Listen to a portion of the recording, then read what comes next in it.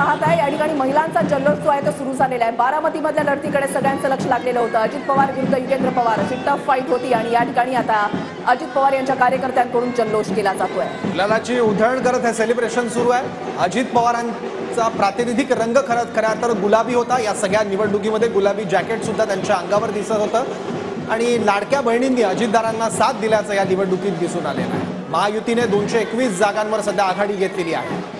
गुलाबी रंगाचं कॅम्पेन आणि गुलालाची उधळण जी आहे ती या ठिकाणी कार्यकर्त्यांकडून केली जाते आणि लाडक्या बहिणींनी उत्स्फूर्त असा प्रतिसाद जो आहे तो महायुतीला दिला आणि त्याचं ते फलित म्हणावं लागेल की महायुती रेकॉर्ड ब्रेक या ठिकाणी त्यांचे आमदार निवडून येताना आपण पाहतोय। अजित पवार यांच्या पुढच्या राजकीय वाटचालीसाठी एक नवसंजीवनी देणारा हा विजय म्हणावा लागेल। कारण लोकसभेत मोठा धक्का अजित पवार गटाला बसलेला होता।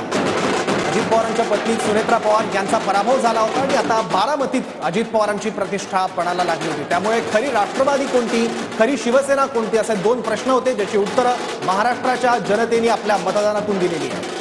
विकासाचे मुद्दे तर अजित पवारांनी समोर आणलेलेच होते, मात्र त्यासोबतच मतदारांना भावनिक साथ सुद्धा घातलेली होती। लोकसभेला ताईला निवडून दिलं, आता विधानसभेला दादाला निवडून द्या असं भावनिक साथ त्यांनी मतदारांना घातलेली होती। मतदारांनी त्यांच्या या साधेला आवाहनाला उत्स्फूर्त असा प्रतिसाद दिल्याचं सुद्धा या ठिकाणी पाहायला मिळतंय। बारामतीमध्ये अजित पवारांच्या कार्यकर्त्यांकडून जल्लोष आणि उत्साह ही दृश्य आपण पाहताय।